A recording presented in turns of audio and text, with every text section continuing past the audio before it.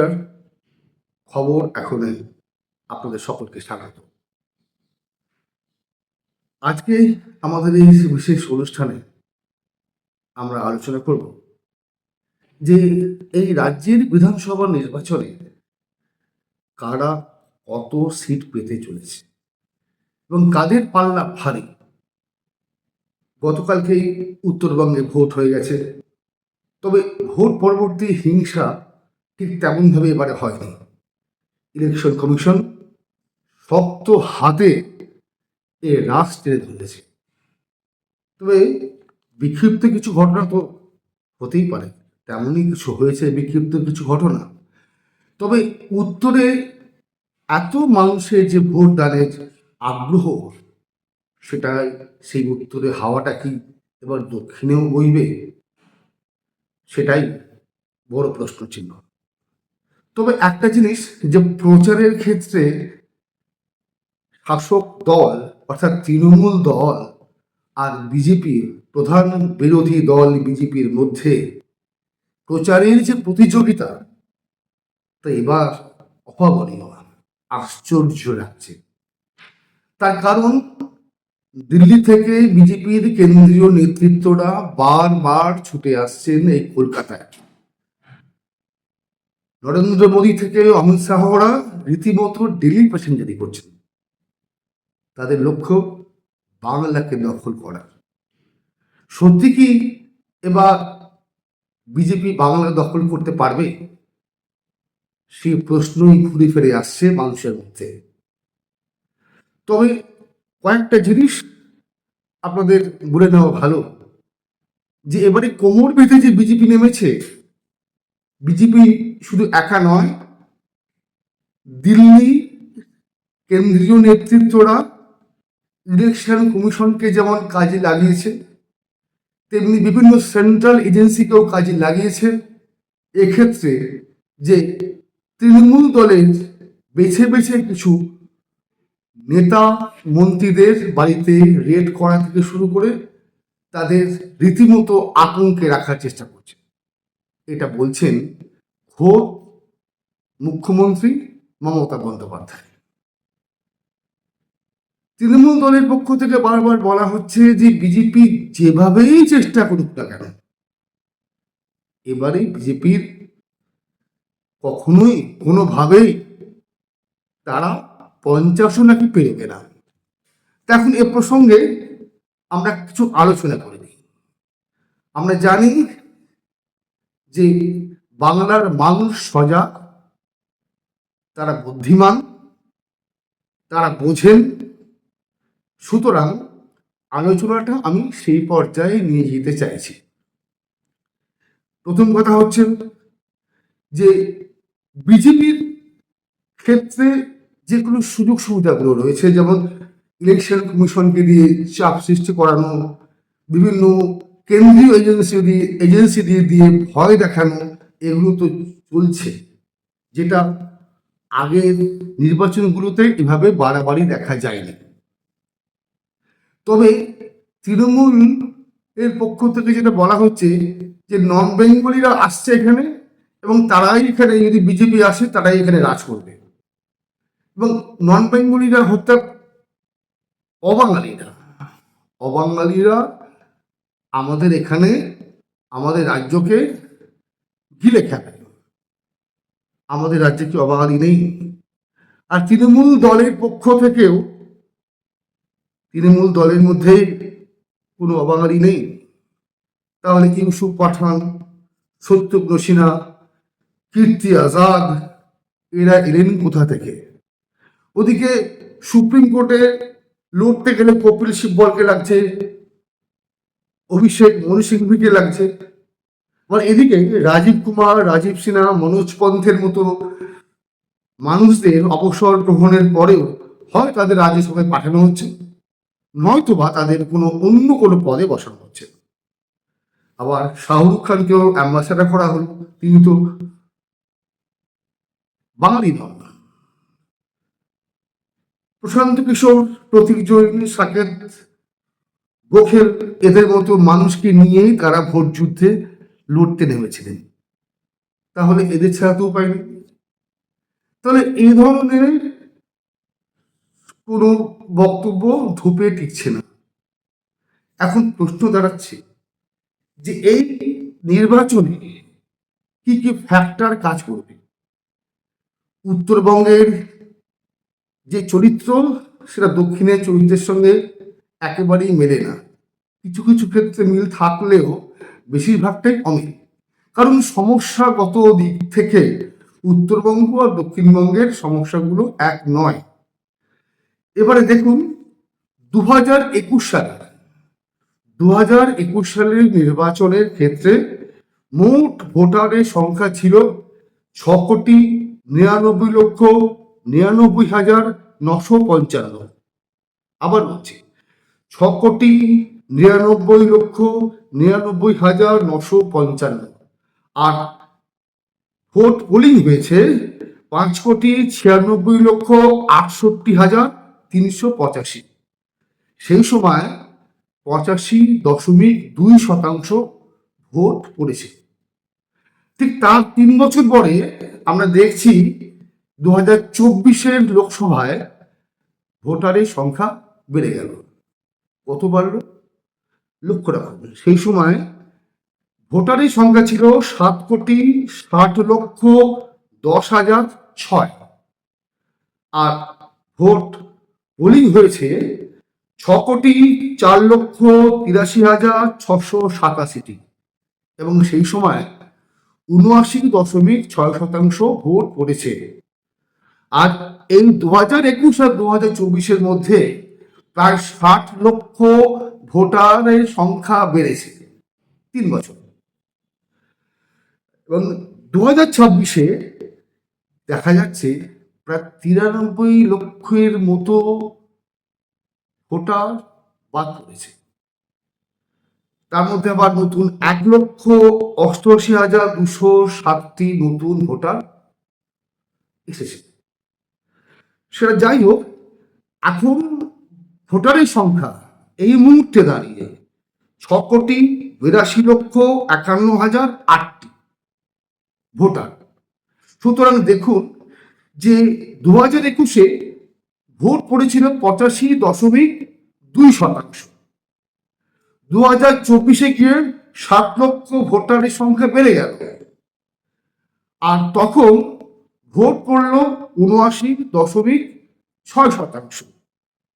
আবার 2026 গিয়ে সেই সংখ্যাটা, অর্থাৎ 2024 7,60,10,006 এই ভোটারের সংখ্যাটা কমে গিয়ে দাঁড়াচ্ছে 6,82,51,008টি ভোটার। সুতরাং আপনারা জানেন এসআইআর এর ফলে প্রায় প্রচুর মানুষের, প্রচুর ভোটারের নাম বাদ পড়েছে। সে প্রসঙ্গে আমি আসছি না। এখন হচ্ছে আমরা যে প্রসঙ্গটা নিয়ে আলোচনা করব যে 2021 কথা ভাবুন। 2021 টিএমসি 215টি সিট পেয়েছে, অর্থাৎ 48%, মানে 48% ভোট তারা পেয়েছিল 2021 সালে। আর তারা মোট ভোট পেয়েছিল 2,89,00,000 মতো। আর এদিকে বিজেপি পেয়েছিল মাত্র 77টি আসন। আর সেক্ষেত্রে তাদের শতাংশের ক্ষেত্রে 37.97% তারা ভোট পেয়েছিল। তারা ভোট পেয়েছিল 2,29,00,000 মতো। এই ডিফারেন্সটা ছিল 60,05,000। মানে এটা 2021 পরিসংখ্যানটা বলছি আমি। আবার সেটা 2024 যখন লোকসভা নিরিখে দেখছি যে টিএমসি পেয়েছে 29টা আসন আর বিজেপি পেয়েছে 12টি আসন। আমি অন্য বিরোধী দলের কথা বলছি না। সেক্ষেত্রে টিএমসি পেয়েছে 46.16%, আবার বিজেপি পেল 39.08%। সুতরাং পার্সেন্টের দিক দিয়ে বিজেপি বেশ কিছুটা এগিয়ে গেছে। তাহলে 2026-এর সংখ্যাটা গিয়ে কি দাঁড়াবে? কারণ এখানে তো প্রচুর ভোটারের নাম বাদ করেছে এই সাইজের কারণে। এবং এখানে কি কি ফ্যাক্টর কাজ করছে দেখুন, আমরা প্রথমেই এসআইআর নিয়ে বলি যে খুব বেশি পরিমাণ ভোটারদের নাম বাদ পড়েছে কোথায়? মুর্শিদাবাদ, উত্তর 24 পরগনা, মালদা, নদিয়া এবং দক্ষিণ 24 পরগনা। বেশি পরিমাণ ভোটারের নাম বাদ পড়েছে এসআইআর কারণে। আর এখানে যারা ফ্যাক্টর আছে দেখুন, প্রথম কথা মতুয়া সম্প্রদায় একটা বড় ফ্যাক্টর। মতুয়া কোন দিকে যাবে? এর আগে বিজেপির দিকে তারা ছিল, এখন এসআইআর পরে অনেক মতুয়াদের নামও বাদ গেছে। বিজেপি থেকে বলা হচ্ছে তোমাদেরকে সিএ করানো হবে, তোমাদের নাগরিকত্ব সেভাবে দেওয়া হবে। ওদিকে হচ্ছে রাজবংশীরা একটা ফ্যাক্টর। তাহলে এই মতুয়া ভোটগুলো যাবে কোথায়? মতুয়া ভোটগুলোর মধ্যে আমরা যেটা দেখছি খুব বিশেষভাবে যে উত্তর 24 পরগনা কিংবা নদিয়া, এই দুটো জায়গার কথা বলছি আমি বিশেষ করে। আমি বলছি না কোচবিহারের কথা, আমি বলছি না অন্য অন্য জেলার কথা। এই উত্তর 24 পরগনা, নদিয়া এবং দক্ষিণ 24 পরগনা কিছু অংশে যারা আছে তাদের প্রবণতা আমার সমীক্ষা চালিয়ে যেটা দেখেছি, তাদের মধ্যে সিংহভাগই কিন্তু বিজেপির পক্ষে রয়েছে, বিজেপির কথা বলছে। আমরা নিরপেক্ষ সাংবাদিকতা করি, আমরা কখনোই কোনো দলের হয়ে কথা বলছি না, তবে আমাদের সমীক্ষায় যেটা উঠে এসেছে আমরা সেই কথাটাই আপনাদের সামনে তুলে ধরছি। এর একটা ফ্যাক্টর, একটা মুসলিম যারা ভোটার তারও একটা ফ্যাক্টর। এখন প্রশ্ন হচ্ছে যে আমাদের এই তৃণমূল সরকার, মমতা বন্দ্যোপাধ্যায়ের নেতৃত্বাধীন যে সরকার, তাদের উন্নয়নের যে লম্বা ফিরিস্তি রয়েছে এবং ঠিক নির্বাচনের আগে লক্ষ্মী ভাণ্ডার বাড়িয়ে দেওয়া, যুবসাথী, বিভিন্ন প্রকল্প, সেটা কি মানুষের মন জয় করতে পারছে? 2024 সালে অভয়ার কাণ্ডর কোনো রেখাপাত আমরা দেখিনি 2024 লোকসভাতে। তো অভয়ার কাণ্ডটা আমি পাশেই রাখলাম, যদিও অভয়ার মা এখন বিজেপির হয়ে প্রতিদ্বন্দ্বিতা করছে, সে প্রসঙ্গটা নিয়ে আলোচনায় আমরা আসব। এখন হচ্ছে তৃণমূল বারবার দাবি করে আসছে যে তারা রাজ্যে উন্নয়ন ঘটিয়েছে এবং সেক্ষেত্রে মহিলা ভোটারদের মন জয় করতে তারা লক্ষ্মী ভাণ্ডার, কন্যাশ্রীর মতো প্রকল্প এবং নতুন জেনারেশনদের তারা যুবসাথী এবং বিভিন্ন রকম প্রকল্প তারা দিয়ে তাদের মন জয় করার চেষ্টা করছেও এবং আগামী দিনে আরো কিছু করবে বলে বিভিন্ন রকম প্রতিশ্রুতি দেওয়া হচ্ছে। তাহলে কি ভোটাররা তৃণমূলের দিকেই ঝুঁকবে? প্রশ্নটা লাখ টাকার। তার মধ্যে যেটা মাইনাস পয়েন্ট ভেবে দেখুন, প্রথম কথা হচ্ছে আমরা এবারে যাচ্ছি পর্যালোচনা, যে কি কি ফ্যাক্টর কাজ করে বা করবে এই নির্বাচনে। প্রথম কথা হচ্ছে এসআইআর একটা বড় ফ্যাক্টর। দুদল যাই বলুক না কেন, এই যে বড় একটা সংখ্যা ভোটার চলে যাওয়াটা, এটা দুপক্ষেরই ক্ষতি। তার মধ্যে বেশি ক্ষতি অবশ্যই তৃণমূলের। তার মধ্যে এবারে যেটা গত 2021 আমরা দেখেছি যে পোলিং হয়েছিল 85.2%, 2024 লোকসভা দেখলাম 79.6%, কিন্তু এবারে এটা বাড়বে।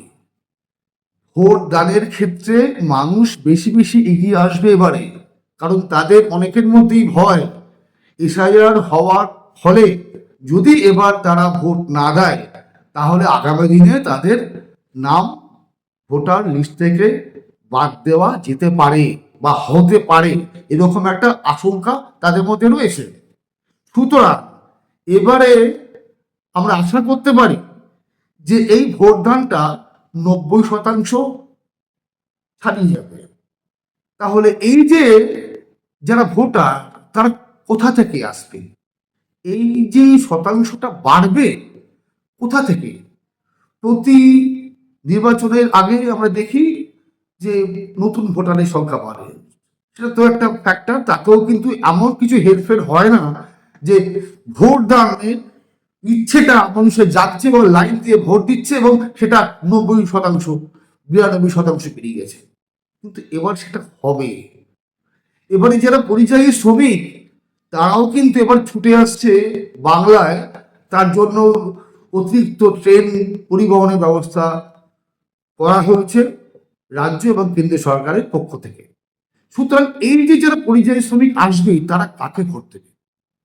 তারা তো এই রাজ্যে চাকরি পায়নি, কাজ পায়নি, তারা তো অন্য রাজ্যে গিয়ে কাজ করছে। এই বড় সংখ্যক একটা, এই যে শেষবার 79.6%, তার আগেবার 85.2%, এবার যদি এটা 90-92 গিয়ে দাঁড়ায় তাহলে এই যে 6%, 6 থেকে 7% বৃদ্ধি পাবে ভোটার, তা এরা যে ভোট দেবে এরা কাকে ভোট দেবে? এরা এই রাজ্যে চাকরি পায়নি, তাই তারা বাধ্য হয়ে বাইরের রাজ্যে গেছিল চাকরি করতে। তারা দেখে নিয়েছে যে এখানে যে আয় হয় তার থেকে বেশি আয় হয় অন্য অন্য রাজ্যে। তারা দেখে নিয়েছে অন্য রাজ্যের সঙ্গে আমাদের রাজ্যের তুলনা। তাদের মধ্যে যারা বিশেষজ্ঞ তারা বলছেন তাদের মধ্যে সিংহভাগে কিন্তু বিজেপিকেই ভোট দেবে। তাহলে কি দাঁড়ালো? যে একটা দিকে যদি মতুয়ারা, রাজবংশীরা যদি ভোট ভাগাভাগিও করে, এই পরিযায়ী শ্রমিকের একটা বড় অংশ কিন্তু যাচ্ছে বিজেপির দিকে। আর এই যে তৃণমূলের 74 জন যে সিটিং এমএলএ ছিলেন তাদেরকে বাদ দিয়ে নতুন ক্যান্ডিডেট তৃণমূল করেছে, সেক্ষেত্রেও কিন্তু সেই সমস্ত বিধানসভা কেন্দ্রগুলিতে ক্ষোভ রয়েছে অনেকের ক্ষেত্রে। 74 জনের কথা বলছি না আমি, অনেক ক্ষেত্রে ক্ষোভ রয়েছে যে নতুন একজনকে নিয়ে আসা হলো এবং যিনি সিটিং এমএলএ তিনিও অনেক ক্ষেত্রে বসে পড়েছেন, সেইভাবে প্রচারে নামছেন না। এই বিষয়গুলোও কিন্তু একটা ফ্যাক্টর। এই 74টা কেন্দ্রে কিন্তু একটা ফ্যাক্টর। হয়তো 74টা কেন্দ্রের মধ্যে হয়তো কম করে হলেও 10-15টা তো একটা ফ্যাক্টর। সুতরাং এই ফ্যাক্টরটা কিন্তু তৃণমূলের এগেনস্টে যাবে। আর একটা হচ্ছে রাজ্যে শিল্পক্ষেত্রে, চাকরি ক্ষেত্রে, বিভিন্ন স্বাস্থ্য পরিষেবা বিভিন্ন ক্ষেত্রে দুর্নীতি, কিংবা শিল্প নেই, শিল্পায়নে কোনো দিশা নেই, বিভিন্ন রকম বিষয় নিয়ে বিরোধীরা যেভাবে বলছে তাতে খুব একটা বেশি এফেক্ট করবে বলে মনে হয় না। সেটাও হয়তো বা +2-3% যত এদিক ওদিক সুইং করতে পারে ভোট। তা না হলে 2021-এ এটা হতো, 2024-এ আমরা দেখতে পেতাম যে দুর্নীতির কথা বলে বিজেপি বা বিরোধী দলগুলো তাহলে তৃণমূলকে ধস নামাতে পারত, সেটা পারিনি। তবে আমরা এবার যে একটা সমীক্ষা চালিয়েছি, সমীক্ষাগুলোর মধ্যে জনমত সমীক্ষা, আমাদের সাংবাদিকরা বিভিন্ন জেলায় ঘুরে ঘুরে যে সমস্ত সংখ্যাগুলো, পরিসংখ্যান আমাদের কাছে তুলে ধরেছে, তার উপর ভিত্তি করে আমরা একটা সমীক্ষা চালিয়েছি। কিন্তু সেটা একেবারে নিশ্চিত 100% বলা যাবে না। আমরা কোনো বায়াস হয়ে কোনো রকম ভাবে যে এটা আমরা বানাইনি, তো আমরা আমাদের সদিচ্ছা নিয়ে, সততা নিয়ে আমরা এই সমীক্ষা চালিয়েছিলাম। তাতে যে সংখ্যাটি আমাদের কাছে এসেছে সেটা আমি আপনাদের সামনে তুলে ধরব। তবে একটা বিষয় বলে দিই তার আগে, সেটা হচ্ছে আমাদের হেভিওয়েট নেতাদের যে কেন্দ্রগুলি রয়েছে তার মধ্যে অন্যতম হচ্ছে ভবানীপুর। এই ভবানীপুরে কি হবে, আর নন্দীগ্রামেই বা কি হবে? সেখানে মমতা ব্যানার্জি মুখ্যমন্ত্রী, বিদায়ী মুখ্যমন্ত্রী, এবং শুভেন্দু অধিকারী বিরোধী দলনেতা। আবার ওদিকে নন্দীগ্রামে শুভেন্দু এবং শুভেন্দুর একদা ঘনিষ্ঠ পবিত্র কর। সেখানে কি ভাঙন ধরাতে পারবে পবিত্র কর? কিংবা মমতা ব্যানার্জির গড়ে, মমতা বন্দ্যোপাধ্যায়ের গড়ে কোনো ভাঙন ধরাতে পারবে শুভেন্দু অধিকারী? মমতা বন্দ্যোপাধ্যায়ের বিধানসভা কেন্দ্র ভবানীপুরে প্রচুর অবাঙালি আছে, এবং অবাঙালিদের একটা বড় অংশ কিন্তু বিজেপির দিকে। তা সত্ত্বেও যেহেতু মমতা বন্দ্যোপাধ্যায় ওই এলাকার বাসিন্দা, ওই এলাকার পুরনো নেত্রী এবং রাজ্যের মুখ্যমন্ত্রী, সেক্ষেত্রে মমতা বন্দ্যোপাধ্যায় নিশ্চিতভাবে জিততে পারেন, এবং সেক্ষেত্রে হয়তো ভোটের মার্জিন কম হতে পারে। আবার ওদিকে নন্দীগ্রামে আমরা যা দেখেছি সমীক্ষা চালিয়ে, সেখানে পবিত্র কর জিততে পারবেন না, সেখানে শুভেন্দু অধিকারী জিতছেন। এটা আমরা বুঝতে পারি, যে বোঝা যাচ্ছে যে এরকম একটা কিছু হবে, যে শুভেন্দু অধিকারী থেকে যাচ্ছে। তা দুটো দোষ কিন্তু। এবার হচ্ছে অভয়ার মা। অভয়ার মা নতুন বিজেপিতে এসেছেন, তিনি কি জিতবেন? অনেকে বলছেন যে অভয়ার জন্য যারা লড়াই করলো, সিপিএম থেকে পলতানরা যেভাবে রাস্তায় নেমেছিল, বিভিন্ন মানুষ নেমেছিল রাস্তায় রাত দখল করতে, তারপরে তার কি উচিত ছিল অভয়ার মায়ের কোনো রাজনীতিতে আসার? সেক্ষেত্রে আমরা প্রশ্ন করেছিলাম অভয়ার মাকে। ওনারই একটি বক্তব্য যে আমি তো দূরে দূরে ঘুরে বেরিয়েছি, প্রত্যেকটা জায়গায় গেছি, আমার মেয়ে কি জাস্টিস পেল? পাইনি। তাই বাইরে থেকে রাত দখল হোক আর যাই হোক, আমার মেয়ে জাস্টিস পেল না। সুতরাং তার মনে হয়েছে ক্ষমতার অলিন্দে থেকে যুদ্ধ করা, ক্ষমতার অলিন্দে থেকে তার চোখের জল সামনে তুলে ধরা শাসক দলের কাছে, কিংবা যাকে বললে হবে, তো ক্ষমতার অলিন্দর মধ্যে তিনি চান ঢুকতে, কারণ অভয়ার বিচারের দাবিতে। এবং সেটা নিয়ে এক শ্রেণীর মানুষ অভয়ার পক্ষে, আর এক শ্রেণীর মানে যারা বলছেন রাজনীতিতে আসা অন্যায় হয়েছে, ভুল হয়েছে, তারা হয় সিপিএম নয়তোবা তৃণমূল। ওদিকে আমাদের কংগ্রেস এমন একটা দল হয়ে গেছে রাজ্যে, যেখানে তাদের সংগঠনের শাখা পোশাকাটা সেভাবে বাড়াতে পারেনি। তো উচিত ছিল, এত বছরে কংগ্রেসের উচিত ছিল তাদের শাখা পোশাকা আরো বাড়িয়ে তোলা। যেমন ভাবে সিপিএম এতদিন পর আস্তে আস্তে করে তারা কিন্তু তাদের বিভিন্ন জায়গায় সাম্রাজ্য বিস্তার করার জন্য প্রস্তুতি নিচ্ছে, সেটা কিন্তু কংগ্রেস পারেনি। এবং হুমায়ুন কবিরের দল, নতুন দল, তিনি তো এখন কোণঠাসা বিভিন্ন দিক দিয়ে, বিভিন্ন স্ক্যামে উনি তো আর নেই প্রায়, এবং ওনার সঙ্গে মিম ছিল, মিমও ছেড়ে চলে গেছে। সুতরাং ওনাকে নিয়ে আর খুব বেশি আলোচনা করার এই মুহূর্তে কোনো প্রয়োজন নেই। তবে আমাদের যেটা আমরা যে সমীক্ষাটা চালিয়েছি, জনমত সমীক্ষা, সেখানে বারবার বলছি এটা 100% ঠিক হবে, নির্ভুল হবে আমরা বলতে পারি না। এটা একটা জনমত সমীক্ষা, এটা একটা আলোচনার বিষয়বস্তু।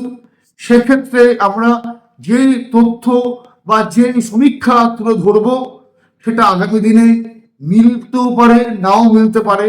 তবে আমরা এইটুকু আশাবাদী যে অন্তত পক্ষে আমাদের এই যে সমীক্ষা তার ধারে কাছে পৌঁছবে আগামী দিনে বিধানসভা নির্বাচনের ফলাফল।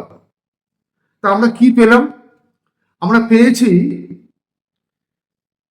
যে এ রাজ্যে বিধানসভা নির্বাচনে তৃণমূল পেতে চলেছে 152টি আসন, বিজেপি পেতে চলেছে 138টি আসন, সিপিএম 2টি, কংগ্রেস 1টি, অন্যান্যরা 1টি।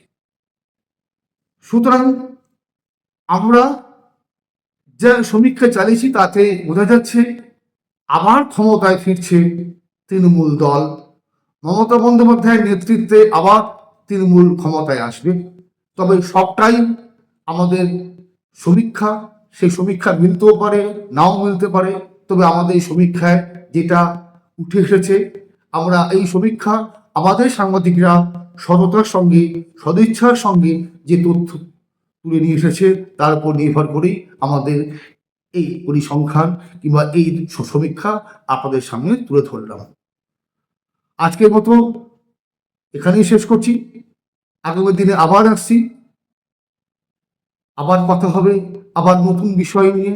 এই নির্বাচন হয়ে যাওয়ার পরে তার কি অবস্থা হলো, মানে বুথ ফেরত সমীক্ষা যদি আমাদের একটু এদিক ওদিক হয়, হতেও পারে, তখন আবার বুথ ফেরত সমীক্ষা আমরা আর একটা আপনাদের সামনে তুলে ধরবো। আপাতত এই মুহূর্তে রাজনীতি তপ্ত আবহাওয়ার মধ্যে যেটুকু আমরা পেয়েছি সেইটুকুই আপনাদের সামনে তুলে ধরলাম।